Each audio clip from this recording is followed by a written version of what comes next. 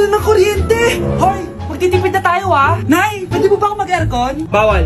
Ang init, Nay! Oh, eto, pamaypay. Oh. Anong gagawin ko dyan, Nay? Ipokpok mo sa ulo mo. A few moments later.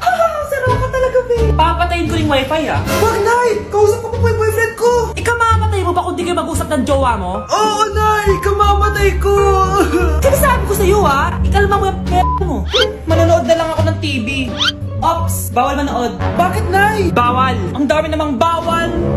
Bawal mag-charge. Magtitipid tayo, di ba? Nay, lupat na ako! Bawal! Saan ko charge to? Try mo sa puwit mo, baka mag-charge. Eventually. Tao po, ito na po yung bill ng kuryente. 10,000? Bakit ang laki? Nay! Nay! Nay! Nay! Ay, sorry! Sa kapitbahay niyo pala yan. Bakit di sumasagot jowa ko? Mga walang iya tong mga to. Naglalandian pa sa harap ko. Aba, kaya pala di ka sumasagot sa mga tawag ko? Kasi nakikipaglandian ka pala dito kay Samantha? Excuse me? Jowa ko yan. Excuse me? Nauna siya naging akin. Inagaw mo lang. At ikaw, break na tayo! Nababaliw na ata yun. Okay, class, ibibigay ko na yung mga grades nyo. Samantha, naka-98 ka. Ikaw ang highest. Deserve mo yan, Samantha. Thank you, ma'am. Paano naka-98 itong si Samantha? Puro kalandian lang naman yung natupag niya. Kapag inggit, pumikit na lang. At kayong lahat, 95. Maliban lang kay Scarlett, ikaw lang ang bagsak sa buong klase. Bagsak ako? Hindi pwede, ma'am. Ipasa mo ko. Wow! Anong ibibigay kong grade sa'yo, madam? Di ka naman pumapasok sa subject ko. Lagot ako sa nanay ko nito. Nay, bagsak po ako. Ayan! Kaka-boyfriend mo kasi yan! Huwag ka na umuwi dito, ha? Paano na ako neto? Miss, huwag kang gagalaw. Hold up to. Wala na bang mas mamalas pa sa araw na to? Akin na phone mo tsaka bag mo. Kuya, wag po. Akin na. Ayoko na. Ayoko! Oh, anak, anyari sa'yo? Anay, masamang panaginip lang. Ayan, hindi ka kasi nag-i-skincare bago matulog. Ganun pala yun, Nay. Oo, anak. Try mo tong overnight serum ng Garnier. May 10% pure vitamins ito so that you can #power through the night. Kaya goodbye na sa mga nightmares. Sige, Nay, tatry ko. Grabe, ang fresh ko na naman. For sure, may in love na naman sa akin yung jowa ko. Oo, glowing ka nga, anak. Pero huwag ka ilusyonada kasi wala ka naman jowa. Grabe. Grabe ka, Nay. Mukhang bad trip si Ma'am. Kayong apat, tumayo kayo. Hala, ano naman kayang ginawa nila? OMG! Natatandaan nyo ba tong group chat nyo? Paano nalaman ni Ma'am yung GC namin? Patay kami nito. Ang gagaling nyo! Mag-umpisa tayo kay Scarlett. Ako po, Ma'am. Palagi na nagpapareport si Ma'am. Ano, tamad na siya magturo? Sayang ang tuition natin, be. Isa ka pa, Christian. Ma'am, kita nyo ba? Bago riban si Ma'am, balita ko kumukuha siya sa class funds natin, Ginawa niya tayong business. Samantha. Yes po. Ayoko talaga dyan kay Ma'am. Mas gusto ko pa yung dati natin teacher. Buti pa yun, hindi nang babagsak. Tapos magaling pa magturo. Kyle, akala ko matino ka. Guys, huwag nyo naman ginaganyan si Ma'am. Mabait naman siya eh. Sa principal nga lang.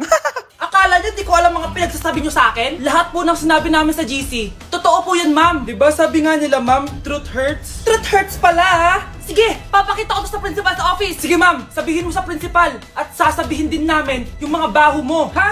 Anong ibig mo sabihin? Di ba may GC din kayo, Ma'am? Sinisiraan nyo pa nga yung mga estudyante. Paano mo nalaman yon? Isang pindot ko lang dito at masasend na to sa principal. Huwag mong gagawin yan. Huwag mong pipindutin. Humanda ka sa akin, Ma'am. Wag! Wag!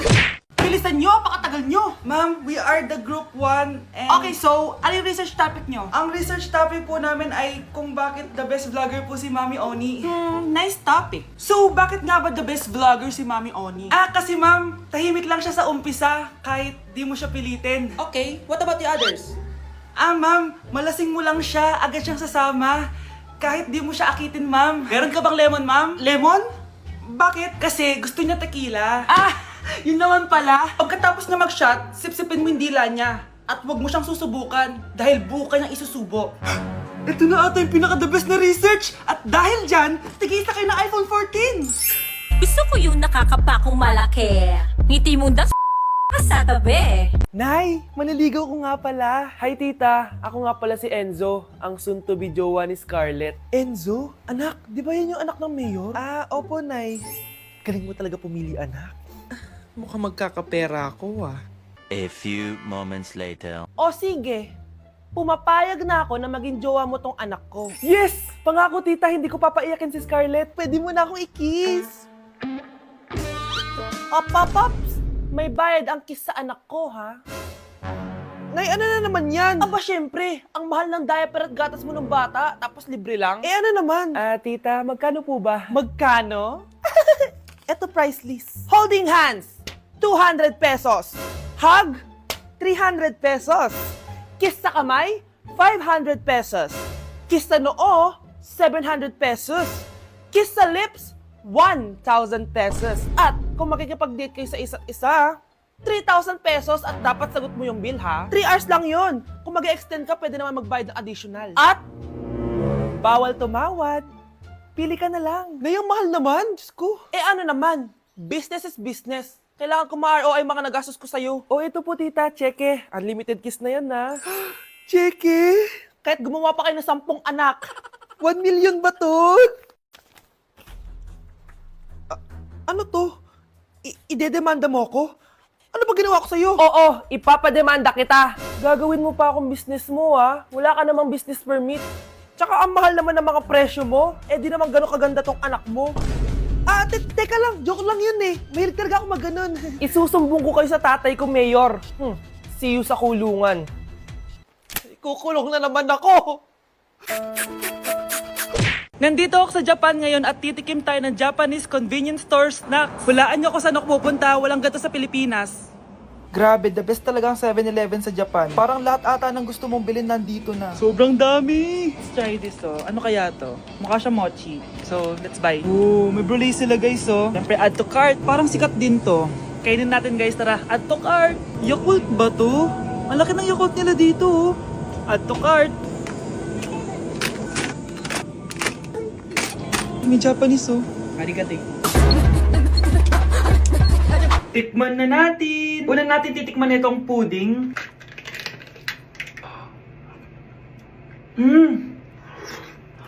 Lasa siyang lotion. Lasang lotion na! I'll give it 6 out of 10. Next, chips na lasang spinach pizza. Parang maanghang siya. Kalasa nga, guys. Sarap. 7 out of 10 to. Yung kamay. Sa mga drinks naman, so first, ito. Alam niyo yung sa Kmart, yung banana na lalagay ko dyan. Ganun yung lasa niya, pero hindi masyadong matamis. So, 7 out of 10. Favorite. Next, ito guys, super cute nito kaya kinuha ko. So, parang siyang mochi. Pero di ko alam kung ito. Wala kasi siyang English subtitle. Ang cute niya! Tapos amoy sabon. Alam mo yung Kojic, ganun. Ganun yung amoy niya. So, ito yung itsura niya. Candy ata to eh. Para kang gumunguya ng sabon. 3 out of 10 ka lang, be. Okay, next, itong Pringles na lasang chicken barbecue. Ba't may ganun? Amoy na natin. Amoy biryani. Actually, masarap siya. Alam mo yung biryani na chicken, ganun yung lasa niya, pero Pringles. 7.5 out of 10 to. Next, itong Jollibee na parang sweet potato. Ano natin? Mukha talaga siyang fries. Ayan. Parang nanak malasahan sa lahat ng mga kinain ko. Masarap siya, pero wala siyang lasa. Go. Yan. 5 out of 10. Hindi ko siya bibilin ulit. Next is yung dessert natin, tong brulee. Brulee? Ayan, ayan yung tsura niya, guys. And alam ko, binabasag to. Yun, o. Ayan, oh, ayun, o. Ang tamis masyado. Tamis. Favorite niya to eh. Okay, last natin is yung Yakult. Lasang Yakult. Na mas marami lang. So yun lang naman. Kung gusto nyo ng part 2, mag-rate pa ako ng ibang Japanese food dito. So comment lang kayo sa baba. Eating only Japanese food for a day? Let's go, guys! Vansh, gising na! Ano ba yan? Nagbuko pa Japan, bilisan mo, tumayo ka na dyan, mag-empake ka na! Totoo ba? Oo! Excited na ako, Vansh. Mag-impake na ako. Pwede na to. Tara na, Vansh. Vansh, na Hala, naniwala talaga siya, Diyos ko po. Vansh, tara na. Bilisan mo na. Wait lang, Vansh! Ano ba? Prank lang yun, chawot! Nakakainis naman to.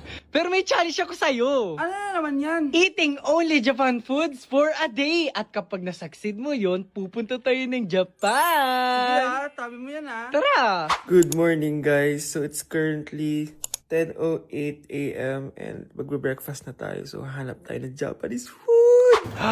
Guys, meron silang onigiri. May nakita akong Japanese drink ko, so try natin. Itadakimasu! Kainin na natin. So, nakalasa niya yung sa Japan. Wait, paano to? Hindi ko siya gets, pero ayan, ganyan siya.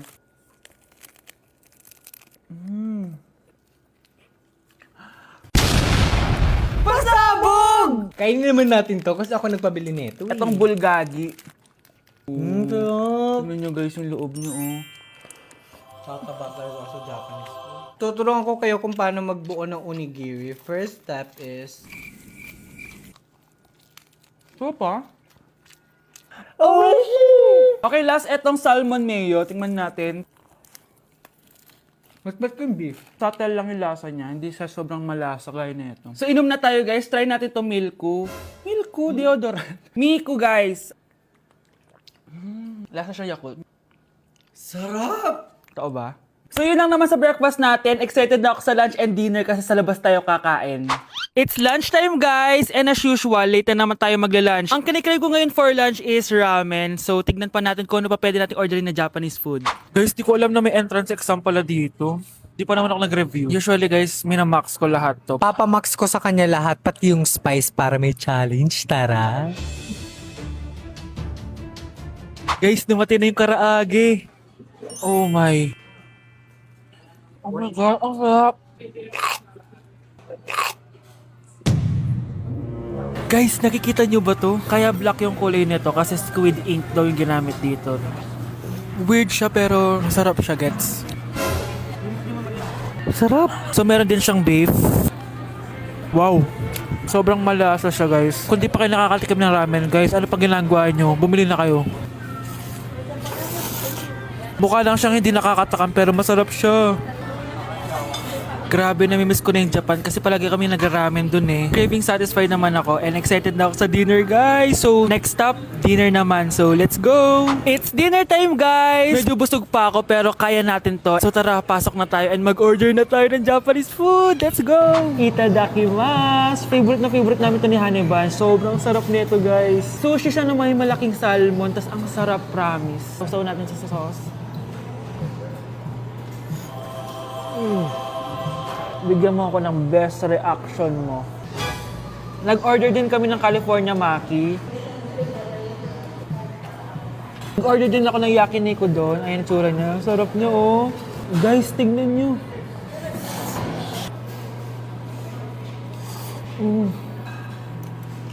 Okay, next natin. Meron tayong tempura. Ang init. Nawalan ako ng gana. Hindi ko alam kung mahal siya, pero 400 plus to. Itong dalawang stick lang na to. And authentic Wagyu daw to. Kuwang-kuwin yun sa Japan. Sobrang busog. So yun lang naman mga anteret. So yun lang guys. Thank you for watching this video. And sobrang nabusog ako and nasatisfy ako sa kinain ko ngayon. Mag-comment kayo kung ano pang gusto nyo i-challenge sa akin at gagawin natin yan. And guys, we're going to Japan soon! Kasi nagawa ko, di ba? Sabi mo, lilibre mo ako ng ticket sa Japan. Arigatou gozaimasu! Bye! Kahit malakas ang ulan, wala pa ding suspension. Wala pa ding suspension? O anak, pumasok ka na. Ayoko, Nay. Magsususpend din naman. Ang tamad mo talaga. Kaya ka bumabagsak eh. Pumasok ka na. Sige na nga, papasok na ako. Oh, be, napatawag ka. Lakas ng ulan, be. Papasok ka ba? Wala pa suspension, di ba? Huwag na natin hintayin mag-suspend, be. Huwag na tayo pumasok. Oo, sige, be. Huwag na tayo pumasok. Di na naman papasok mga teacher natin. Walang papasok, ha? Oo, be. Huwag na tayo pumasok. Hello, pre. Nasaan na kayo? Papunta na ako ng classroom. Nasa bahay kami, pre. Anong ginagawa mo dyan? Ha? Bakit nasa bahay kayo? Di ka ba updated? Suspended na daw yung klase. Basa-basa ka kasi. Bakit kayo lang nag-suspend? Nakapag-swimming na ako dito, oh! Good morning, class. Nasaan yung mga estudyante ko? Alis na nga ako. Present po, ma'am. Ano po lesson natin today, ma'am? Patahimikin mo na ako! Diba binagsak mo ako dati, ma'am? Ako naman ang magpapabagsak sa'yo ngayon. Lumayo ka!